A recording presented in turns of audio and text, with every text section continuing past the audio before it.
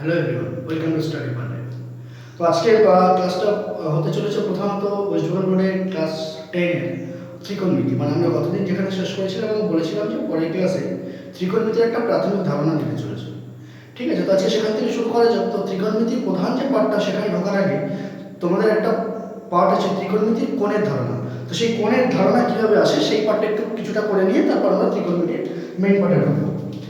আচ্ছা দেখো, এখানে কিন্তু তোমাদের কোণ প্রধানত দুটো আসবে, একটা হচ্ছে রেডিয়ানে আসবে আর একটা হচ্ছে ডিগ্রিতে আসবে। যেটা আমরা ডিগ্রিটা অলওয়েজ সবাই ইউজ করি এবং এটা জানি, কিন্তু রেডিয়ানটা তোমাদের আইডিয়া নেই। তো রেডিয়ানটার জন্য আগে একটু বলে রাখি যে এক রেডিয়ান কাকে বলে। আমরা যদি একটা বৃত্ত নিই এবং কেন্দ্র থেকে দূরত্বটাকে রেডিয়াস বা ব্যাসার্ধ বলা হয়।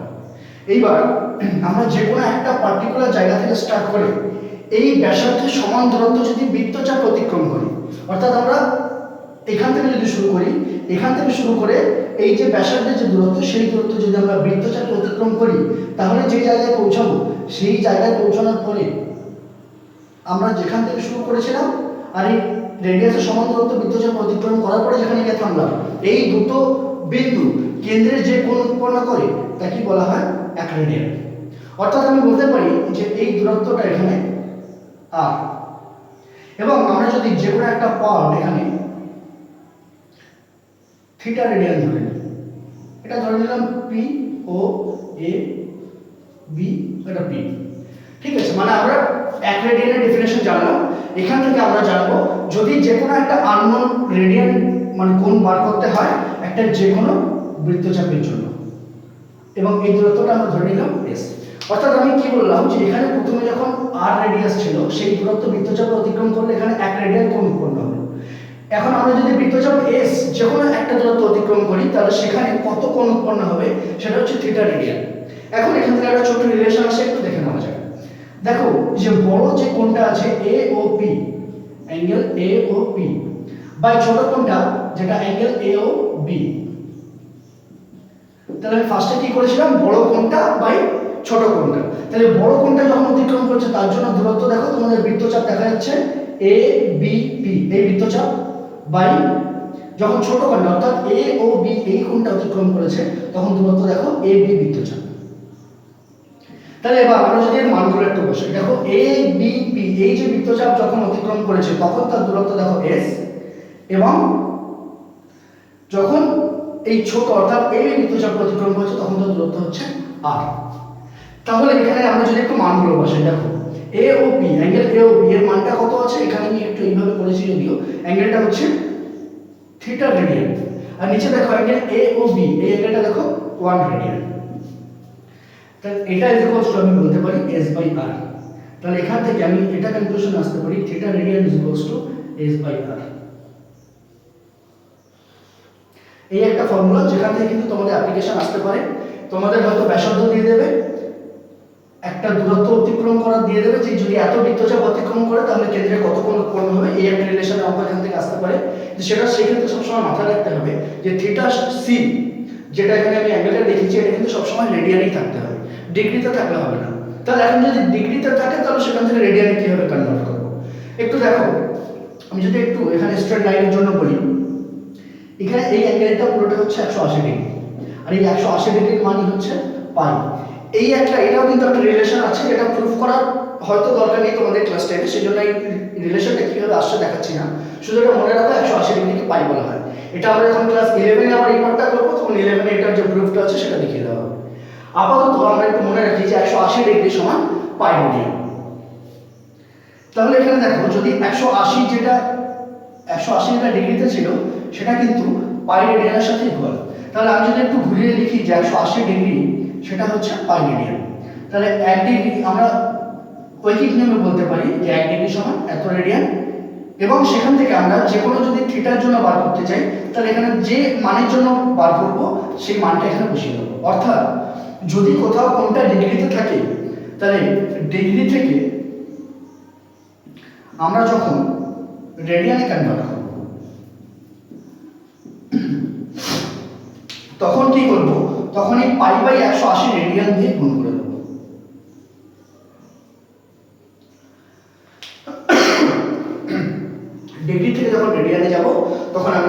পাই বাই 180 দিয়ে গুণ করে দেবো। এবং আমরা যখন রেডিয়ান থেকে ডিগ্রিতে আসবো, অর্থাৎ এখান থেকে যখন এখানে যাবো গুণ করে দেবো, যখন রেডিয়ান থেকে ডিগ্রিতে আসবো তখন কি করব, সিম্পলি এটা ভাগ করে দেবো পাই বাই 180 দিয়ে। এইভাবে কিন্তু কনভার্সনটা চলতে থাকবে। অর্থাৎ যদি কোথাও দেখো অ্যাঙ্গেলটা তোমাদের ডিগ্রিতে দেওয়া আছে, এইভাবে কিন্তু পাই বাই 180 দিয়ে গুণ করে রেডিয়ানে করতে হবে, এবং সেখান থেকে রেডিয়ান থেকে আবার যদি কখনো ডিগ্রিতে আসার দরকার হয় তখন পাই বাই 180 দিয়ে সেটা ভাগ করে দিতে হবে। আচ্ছা, এবার এর উপর কিছু তাহলে একটু অ্যাপ্লিকেশন দেখে নেওয়া যাক। দেখো, কিন্তু তার আগে তোমরা এই পার্টটা কিন্তু একটু অবশ্যই মাথায় রেখো। এই পার্টটা মাথায় না রাখলে কিন্তু আমরা এই অ্যাপ্লিকেশনটা করতে পারবো না। আচ্ছা দেখো, আমি ফার্স্টে যে অঙ্কটা তোমাদের অ্যাপ্লিকেশনের জন্য করাবো সেটা হচ্ছে, সাপোজ ধরো তোমাদের 42 ডিগ্রি 16 মিনিট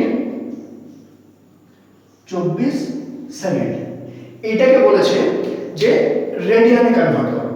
তাহলে দেখো, আমরা রেডিয়ানে ডিগ্রি থেকে রেডিয়ানে কনভার্ট করবো, সেটা আমরা জানি যে পাই বাই 180 দিয়ে গুণ করতে হবে। কখন? যখন আমরা ডিগ্রি থেকে রেডিয়ানে কনভার্ট করবো। কিন্তু এখানে দেখো ডিগ্রি মিনিট সেকেন্ডের একটা মিক্সচার দেওয়া আছে, একটা মানে মিনিট, দুটো ড্যাশ মানে সেকেন্ড। দেখো, তাহলে এটাকে আমরা কিন্তু এইভাবে লিখতে পারি 16 মিনিট। এবার দেখো এই সেকেন্ডটাকে যদি আমরা 60 দিয়ে ডিভাইড করি, অর্থাৎ 60 দিয়ে যখনই ভাগ করব তখনই কিন্তু এটা মিনিট হয়ে যাবে। ঠিক আছে, তাহলে এবার একটু কাটাকাটি করা যাক। তাহলে দেখো 42 ডিগ্রি প্লাস 16 প্লাস 2/5 মিনিট। এটা যেহেতু 16 মিনিট ছিল, আর এটা যখনই 60 দিয়ে ভাগ করলাম এটা কিন্তু সঙ্গে সঙ্গে মিনিট হয়ে গেল। তাই 16 প্লাস 2/5 মিনিট।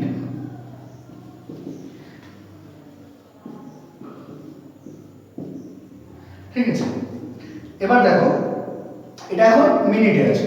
এবার আমি যদি মিনিটটাকে আবার ডিগ্রিতে আনতে চাই, তাহলে আমাকে কি করতে হবে, আবার 60 দিয়ে ডিভাইড করতে হবে। 60 দিয়ে ডিভাইড মানে 1/60 দিয়ে মাল্টিপ্লাই করতে হবে। যখনই সেটা করবে এটা কিন্তু আবার ডিগ্রি হয়ে গেল। ঠিক আছে, তাহলে এবার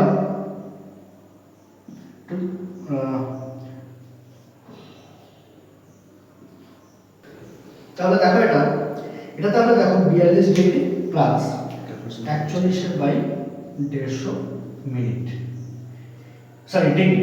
তাহলে এটাও ডিগ্রিতে আছে, এটাও ডিগ্রিতে আছে। তাহলে এটাকে আমি এইভাবে অ্যাড করতে পারি। দেখো 42 প্লাস 41/150 টোটালটা করে ডিগ্রিতে। এটা করলে তোমাদের দেখবে অ্যান্সার আসছে 6041/150 ডিগ্রি।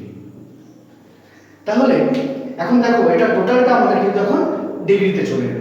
এবার আমরা জানি যে ডিগ্রি থেকে রেডিয়ানে কনভার্ট করতে গেলে আমাদের পাই বাই 180 দিয়ে গুণ করতে হয়। তাহলে এর বাকি পার্টটা আমি এখানে করছি। এবার দেখো, যখনই 6041/150 ডিগ্রি ছিল, সেখান থেকে যখন আমরা রেডিয়ানে কনভার্ট করব আমাদের কি করতে হবে, আমাদের যেটা করতে হবে সেটা হচ্ছে পাই বাই 180 দিয়ে গুণ করব। কিন্তু একটা কথা মনে রাখতে হবে, উপরে সি যে সাইনটা দিচ্ছি সেটা হচ্ছে রেডিয়ানের সাইন। যেহেতু আমাদের রেডিয়ানে চেঞ্জ করতে বলেছে, তাই এই পাই সি কথাটা আমাদের মেনশন করতে হবে, অর্থাৎ রেডিয়ানের সাইনটা কিন্তু দিতে হবে। আমরা প্রত্যেকবার যেমন করে এসেছি যে 60 দিয়ে ডিভাইড করলে সেকেন্ডটা মিনিট হয়ে গেছে, মিনিটটা ডিগ্রিতে হয়ে যাচ্ছে। এইভাবে প্রত্যেকবার যেমন চেঞ্জটা দেখিয়েছি এখানে চেঞ্জটা দেখাতে হবে। এই ক্ষেত্রে একটা ছোট্ট কথা একটু বলে রাখি, এখানে দেখবে সেকেন্ড থেকে মিনিটে এসেছিলাম 60 দিয়ে ভাগ করেছিলাম, বা মিনিট থেকে ডিগ্রিতে আসছি তখন 60 দিয়ে ভাগ করেছি। এই রিলেশনটা কি? রিলেশনটা হচ্ছে যে 1 ডিগ্রি সমান 60 মিনিট আর 1 মিনিট সমান 60 সেকেন্ড। সেই জন্য কিন্তু আমরা যখন ব্যাক প্রসেসে আসছি মানে সেকেন্ড থেকে মিনিটে আসছি তখন 1/60, এবং যখন 1 ডিগ্রি সমান যেহেতু 60 মিনিট, সেজন্য যখন মিনিট থেকে ডিগ্রিতে আসতে যাবো তখন 1/60 দিয়ে গুণ করতে হবে বা 60 দিয়ে ভাগ করতে হবে, যেটাই বলো। যাই হোক, এটা দেখবে ক্যালকুলেশন করে তোমাদের 6041/27000 বাই রেডিয়ান, এটা অ্যান্সার আসবে। এবার আমরা কিন্তু পাইয়ের জায়গায় 22/7 বা যদি কোথাও কোশ্চেনে 3.1416 যে ভ্যালুটা সেটা যদি দেওয়া থাকে বা যে ভ্যালুটা দেওয়া থাকবে সেই ভ্যালুটা বসে ক্যালকুলেশন করতে পারি, আর না হলে পাইয়ের জায়গায় 22/7 বসেও করতে পারি। কিন্তু আমরা এখানে রেডিয়ানে প্রকাশ করতে বলেছি বলে আমরা অ্যান্সারটা যদি এখানে ছেড়ে দিই তবুও সেটা ভুল হবে না। তাই এই প্রশ্নটা যখন দিয়ে আমার বলেছিল যে এর মান রেডিয়ানে নির্ণয় করো, তার মানটা হচ্ছে এটা। আচ্ছা দেখো, আমরা যে অঙ্কটা এখনই করলাম সেটা হচ্ছে ডিগ্রি মিনিট সেকেন্ডের কম্বিনেশন ছিল। সেখান থেকে পুরো টার্ম থেকে ডিগ্রিতে কনভার্ট করলাম, করার পরে সেটাকে কিন্তু রেডিয়ানে কীভাবে কনভার্ট করতে হয় সেটা দেখলাম। এইবার দেখবো যদি শুধু ডিগ্রিতে থাকে সেখান থেকে আমাদের ডিগ্রি মিনিট সেকেন্ডে কীভাবে আনতে হবে। ধরো এরকম একটা অঙ্ক আছে, এত ডিগ্রি, এটাকে তোমাকে টোটাল ডিগ্রি মিনিট সেকেন্ডে প্রকাশ করতে হবে। তাহলে দেখো পয়েন্টের পর থেকে আমি ভেঙে এইভাবে লিখতে পারি 72 ডিগ্রি প্লাস 0.04 ডিগ্রি, ঠিক আছে। এবার দেখো 72 ডিগ্রি যেমন আছে থাক, এইটা যেহেতু দশমিকে আছে তাই ডিগ্রিটাকে মিনিটে প্রকাশ করতে গেলে দেখো ওখানে 60 দিয়ে গুণ করতে হবে। তাহলে এখানে 0.04 ইন্টু 60 করে দিলাম, যখনই করলাম তখন কিন্তু এটা মিনিট হয়ে গেল, আর এটা উঠে গিয়ে নিচে 100 চলে আসবে, দুটো ডিজিট আছে পয়েন্টের পরে, তাই 100। তাহলে দেখো 72 degree plus 12/5 minute, 72 degree plus 12/5টাকে আমি যদি ভাগ করে এইভাবে লিখি, দেখো আচ্ছা ভাগটা একটু এখানে দেখিয়ে দিই দেখো তোমাদের। তাহলে দেখো যদি আমি পয়েন্ট দিয়ে করি তাহলে 2.4 আসছে, তাহলে আমি কিন্তু এখানে 2.4 মিনিট লিখতে পারি। সেটার পরে দেখো 72 degree plus 2 minute plus 0.4 minute, আবার দেখো এই মিনিটটা দশমিকে চলে আসছে। এখানে যেমন দশমিকে ছিল বলে ডিগ্রি থেকে মিনিটে কনভার্ট করলাম, ঠিক এই একইভাবে এখানে দশমিকে আছে বলে এই মিনিটটাকে আমি আবার সেকেন্ডে কনভার্ট করি। সেটা কিভাবে দেখো, মিনিটটাকে সেকেন্ডে কনভার্ট করতে গেলে আবার আমাকে 60 দিয়ে গুণ করতে হবে, তাহলে এইটা ইনটু 60, যখনই করলাম তখনই এটা আবার সেকেন্ড হয়ে গেল, আর এই পয়েন্টটা উঠে গিয়ে নিচে 0 চলে গেল। তাহলে দেখো এখানে টোটাল आंसर কত আসছে, 72 ডিগ্রি 2 মিনিট 424 সেকেন্ড, ঠিক আছে। তাহলে তোমরা এখান থেকে কি বুঝতে পারলে, আগের অঙ্কটা আমরা দেখলাম ডিগ্রি মিনিট সেকেন্ডের কম্বিনেশন থাকলে সেখান থেকে পুরোটাকে প্রথমে ডিগ্রিতে কনভার্ট করতে হবে, আর তারপর সেই ডিগ্রিটাকে কিন্তু π/180 দিয়ে গুণ করে আমাদের রেডিয়ানে প্রকাশ করতে হবে। আর এখানে কি ছিল, পুরোটা ডিগ্রিতে ছিল তাই সেটাকে ডিগ্রি মিনিট সেকেন্ডে প্রকাশ করলাম। এখন যদি আমাদের একইভাবে এইটা দেওয়া থাকতো দিয়ে আমাদের বলতো রেডিয়ানে প্রকাশ করতে, তাহলে যেহেতু এটা ডিগ্রি মিনিট সেকেন্ডের কম্বিনেশনে ছিল আমরা প্রথমে সেটাকে ডিগ্রিতে নিয়ে যেতাম, সেই ডিগ্রিতে নিয়ে যাওয়ার পরে তারপর সেটাকে আবার π/180 দিয়ে গুণ করে রেডিয়ানে নিয়ে যেতাম, বা কোনো নাম্বার যদি রেডিয়ানে থাকে সেটাকে π/180 দিয়ে ভাগ করে আমরা রেডিয়ান থেকে ডিগ্রিতে নিয়ে আসতাম। ডিগ্রিতে নিয়ে আসার পর হয়তো দেখা গেল সেটা এরকম আছে, তারপরে সেটাকে আবার একইভাবে আমরা ডিগ্রি মিনিট সেকেন্ডের কম্বিনেশনে নিয়ে যেতাম। যাই হোক, তো আপাতত দেখবে এইটুকুই তোমাদের ত্রিকোণমিতির প্রাথমিক যে পড়ের ধারণা সেটা আছে। এবার আমরা আস্তে আস্তে চলে আসছি ত্রিকোণমিতির মেইন পার্টে, যে ত্রিকোণমিতি কি জিনিস, হঠাৎ করে এই ত্রিকোণমিতি চ্যাপ্টারে আমাদের দরকার কেন হয়ে পড়লো সেটা আগে জানতে হবে, তারপরে আমরা যাব ফর্মুলার দিকে। আজকে প্রধানত এই ক্লাসটা হবে ত্রিকোণমিতির বেসিক কিছু ধারণা নিয়ে, তো সেই ধারণা কিন্তু খুব ভালো করে ক্লিয়ার থাকতে হবে তোমাদের নেক্সট ত্রিকোণমিতিতে ঢোকার জন্য।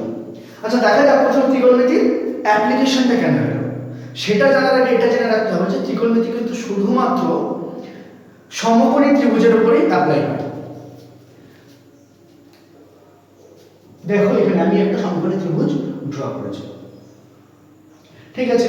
এই অ্যাঙ্গেলটা সমকোণ সেটা পরিষ্কার বোঝা যাচ্ছে, এবং সমকোণের বিপরীতটা সবসময় অতিভুজ হয়, সেটাতে কোনো প্রবলেম নেই আমাদের কারণ। কিন্তু এখান থেকে যদি আমরা এখন বলি যে কোনটা লম্ব আর কোনটা ভূমি, আমরা যেহেতু হরাইজন্টাল ডেটা দেখছি তাই আমরা সবসময় বলবো এটা ভূমি আর এটা লম্ব, ঠিক আছে।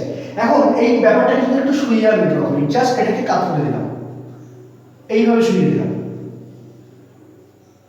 দেখো এটা 90 ডিগ্রি বলে এর বিপরীতটা সবসময় অতিভুজ, সেটা ফিক্সড, ডায়াগ্রামটা যেভাবেই থাক না কেন এটা ফিক্সড। কিন্তু এবার একটু দেখো এইটা হরাইজন্টাল চলে এসেছে, তাহলে এখন আমি এটাকে বলবো ভূমি আর এটাকে বলবো লম্ব, সেটাই স্বাভাবিকভাবে হওয়া উচিত। কিন্তু ব্যাপারটা দেখো, আগে যেটা এইভাবে ছিল ঘোরানোর পরে কিন্তু সেটাই এইভাবে লম্ব হয়ে গেছে, অর্থাৎ আগে যেটাকে ভূমি বলছিলাম এখন সেটাকে লম্ব বলছি, আর আগে যেটাকে লম্ব বলছিলাম সরানোর পরে দেখো এখন এটা এখানে চলে এসেছে, এখন সেটাকে ভূমি বলছি। তাহলে আমি কিন্তু লম্ব আর ভূমি ফিক্সডভাবে কিছু বলতে পারছি না, এখানে একটা প্রবলেম দেখা দিচ্ছে, আর সেই প্রবলেমটা সলভ করার জন্য আমাদের ত্রিকোণমিতির দরকার হয়ে পড়েছে।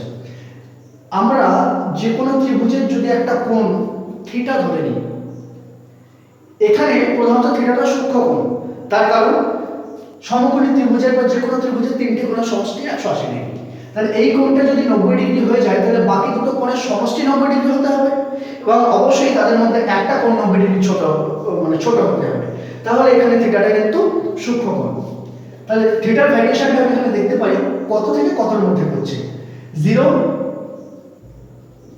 থেকে 90 এর মধ্যে, অর্থাৎ 0 বা তার সমান হবে 90, 0 সমান বা 0 থেকে বড় হবে, 90 সমান বা 90 থেকে ছোট হবে। এটা হচ্ছে থিটার রেঞ্জ। এবার আমরা দেখো যেটা দেখবো, যে কোণটাকে আমরা থিটা ধরে নেব, থিটার বিপরীতটা সবসময় লম্ব হবে। অর্থাৎ এই কোণটাকে আমি থিটা ধরি, এটাকে সরিয়ে দেওয়ার পর এটা থিটা, এখন থিটার বিপরীতটা সবসময় লম্ব, তাই আমি এটাকে সরিয়ে দিলেও এখন কিন্তু এটা আর ভূমি থাকবে না বা এটা লম্ব থাকবে না, যেহেতু এটা থিটা, থিটার বিপরীতটা এখন হয়ে যাবে লম্ব এবং এটা হয়ে যাবে ভূমি। তাহলে দেখো এখন আমাদের কিন্তু এই প্রবলেমটা আর থাকলো না যে আমরা ডায়াগ্রামটা রোটেট করার সঙ্গে সঙ্গে লম্ব আর ভূমি কিন্তু আর চেঞ্জ হচ্ছে না, আগে যে চেঞ্জটা হচ্ছিল এখন সেই চেঞ্জটা হচ্ছে না। এইবার এটা জানতে গেলে আমাদের বেশ কিছু জিনিস জানতে হবে।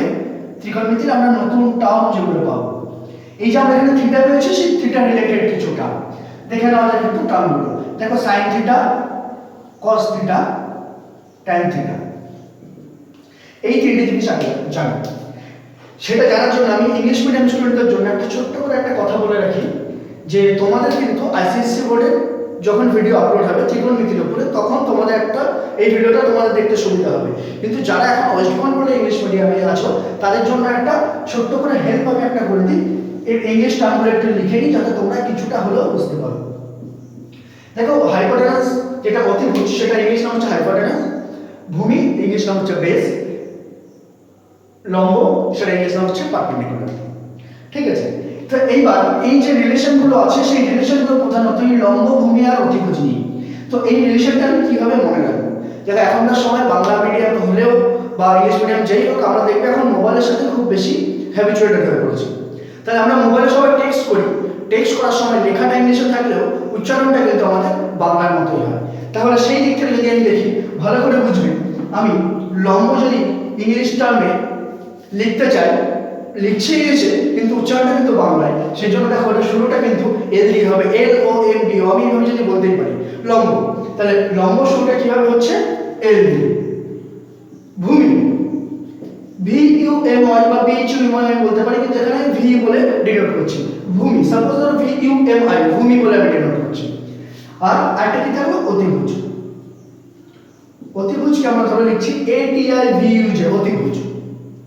ঠিক আছে, আমরা যেমন এসএমএস এর ভাষা যেমন ইউজ করি, ইংলিশে লিখছি, উচ্চারণ কিন্তু বাংলায়, লম্ব এল, ভূমি ভি, অতিভুজ এ।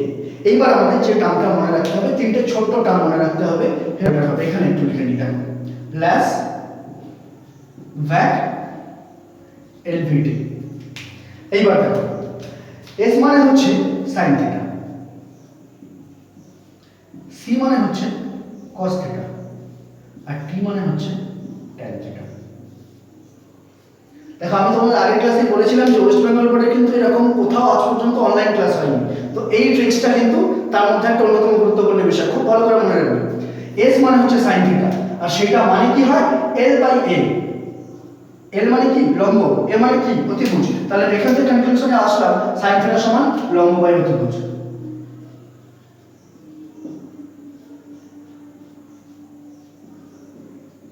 ঠিক আছে, এখানে দেখো এখানে আছে ব্যাক, মানে সি মানে হচ্ছে cos থিটা, তাহলে সেটা কি ভূমি বাই অতিভুজ, ভি বাই এ।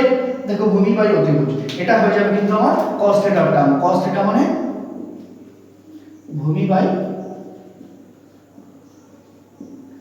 অতিভুজ। tan থিটা দেখো এখানে l by v, l by v মানে কি লম্ব বাই ভূমি। দেখো tan থিটা মানে আমি লিখতে পারি লম্ব বাই ভূমি। এবার আমরা চলে আসি যে টার্মগুলো দেখবে এগুলোর অনন্যক লেখা হয়।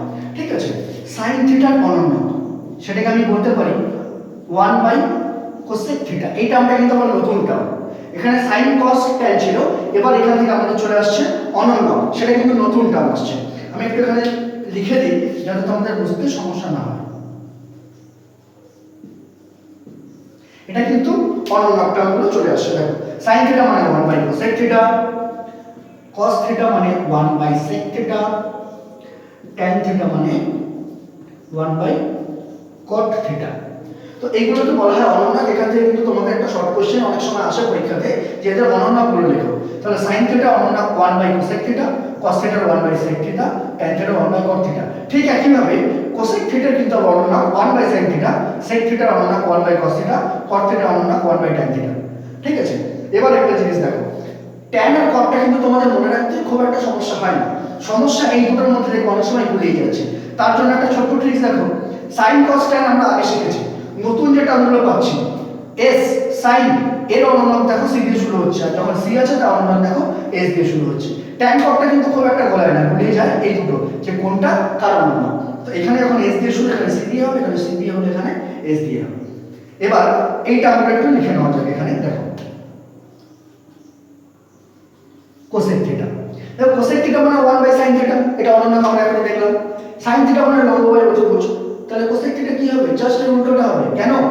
কারণ হচ্ছে cosec থিটা যদি এখানে যায় sin থিটা নিচে আসছে, 1 বাই sin থিটা হয়ে যাচ্ছে। sin থিটা মানে লম্ব বাই অতিভুজ, তাহলে 1 বাই sin থিটা হয়ে গেলে তখনই সেটা অতিভুজ বাই লম্ব হয়ে যাবে। একই ভাবে দেখো এখানে sec টা যদি উপরে চলে আসে cos টা নিচে আসবে, তাহলে sec থিটা সমান 1 by cos theta, sec theta সমান 1 by cos theta. cos theta মানে ভূমি বাই অতিভুজ, তাহলে 1 বাই cos থিটা মানে অতিভুজ বাই ভূমি হয়ে যাবে।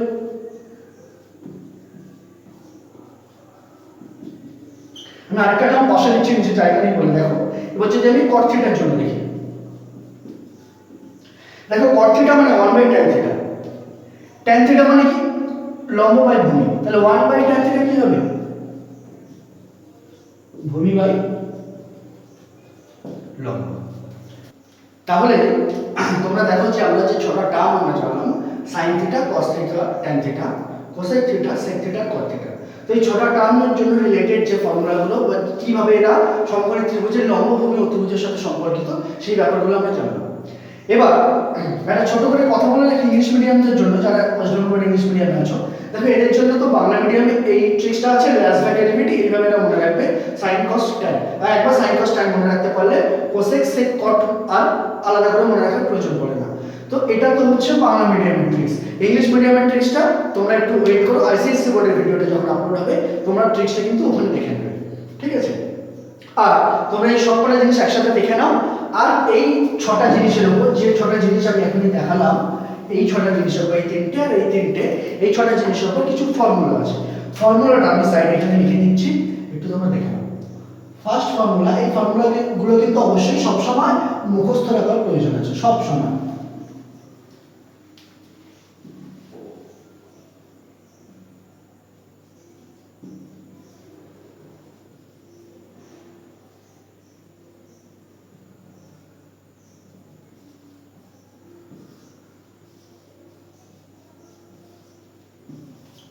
দেখো এই যে ফর্মুলাটা, sin square theta plus cos square theta is equals to 1, 1 plus tan square theta is equals to sec square theta, এবং 1 plus cos square theta is equals to cosec square theta. দেখো তোমরা কিন্তু এই ব্যাপারটাকে এইভাবে মনে রাখতে পারো যে লাস্টে এটাও sec আছে, এটাও sec আছে, তো এই পোরশনটা সবসময় রাইট সাইডে থাকবে। তো tan স্কয়ারটা লেফট সাইডে, এখানে cos স্কয়ারটা লেফট সাইডে, আর sin square theta plus cos square theta, এখানে তো কোনো সমস্যা নেই। তো এই তিনটা ফর্মুলা কিন্তু তোমরা অবশ্যই মুখস্থ করে নিও, এবং আজকে টোটাল যে ওভারঅল পার্টটা বলা হলো এই পার্টটা কিন্তু তোমরা অবশ্যই দেখে নিও। আর তারপরে তোমরা নিজেরা একটু ত্রিকোণমিতির প্রাথমিক যে পড়ার ধারণা, সেই ফর্মুলা মানে সেই চ্যাপ্টারটা একটু নিজেরা কিছুটা করার চেষ্টা করো। আমরা নেক্সট ভিডিওতে ত্রিকোণমিতির প্রাথমিক যে পড়ার ধারণা সেটা করব, করার পরে তারপরে এই চ্যাপ্টার, এই জিনিসটা রিলেটেড তোমাদের যে চ্যাপ্টারটা আছে সেই চ্যাপ্টারটা করবো, এবং সেখানে অঙ্কটা কিন্তু দুভাবে করা যায়। তবে আমি তোমাদের প্রেফার করবো এই ফর্মুলা দিয়ে সবসময় অঙ্কগুলো করার জন্য, সেই জন্য কিন্তু ফর্মুলাটা আমি খুব ভালো করে মুখস্থ করে রাখো। আর আশা করি আজকে যে ক্লাসটা হয়েছে তোমরা ক্লাসটা বুঝতে পেরেছো, এনজয় করেছো তোমরা ক্লাসটা। তো তোমরা অবশ্যই চ্যানেলটা সাবস্ক্রাইব করেছো এতদিনে আশা করি। যারা এখনো পর্যন্ত করোনি তারা খুব শীঘ্রই চ্যানেলটা সাবস্ক্রাইব করে নাও, ভিডিওটা বন্ধুদের সাথে শেয়ার করো, যাতে এই ত্রিকোণমিতির প্রাথমিক ধারণাটা তাদের সবার কাছে খুব ভালোভাবে পরিষ্কার হয়ে যায়। কারণ এটা ক্লাস 10টা হচ্ছে তোমাদের ত্রিকোণমিতির প্রথম স্টেজ, এর উপর বেস করে কিন্তু আগামী দিনে আমাদের অনেক কিছু ক্লাস হতে চলেছে শুধু ত্রিকোণমিতির উপরে, এবং 11-12 ত্রিকোণমিতি কিন্তু একটা খুব বড় রোল প্লে করবে তোমাদের ম্যাথের উপরে। তো এই চ্যাপ্টারটা আশা করি তোমাদের পুরো ব্যাপারটা ক্লিয়ার হয়েছে ভিডিওর মাধ্যমে। বন্ধুদের সাথে শেয়ার করো যাতে তাদের কাছেও ভিডিওটা গিয়ে পৌঁছায় এবং তাদের কাছেও কনসেপ্টটা খুব ক্লিয়ার হয়ে যায়। তোমরা আরও বেশি করে শেয়ার করো ভিডিওগুলো, আমাদের চ্যানেলটা সাবস্ক্রাইব করো এবং লাইক করো। আর যদি তোমাদের কারো কিছু প্রবলেম হয়ে থাকে তোমরা কিন্তু নিচের ডেসক্রিপশনে দেখবে আমাদের ইমেল আইডি এবং ইনস্টা আইডি দেওয়া আছে, তোমরা সেখানে তোমাদের কোয়েশ্চেনগুলো বা তোমাদের কোয়ারিগুলো সেখানে করতে পারো। তাছাড়া কমেন্ট সেকশনেও তোমরা তোমাদের ডাউটগুলো জিজ্ঞাসা করে নিতে পারো, যাতে তোমাদের সমস্ত ডাউট এই ভিডিও ক্লাসের মাধ্যমে ক্লিয়ার হয়ে যায়। আর তোমরা আমাদের এইভাবে সাপোর্ট করতে থাকো, আমরা আগামী দিনে তোমাদের আরও বেশি কিছু তোমাদের সামনে প্রেজেন্ট করার চেষ্টা করবো। Thank you, have a nice day.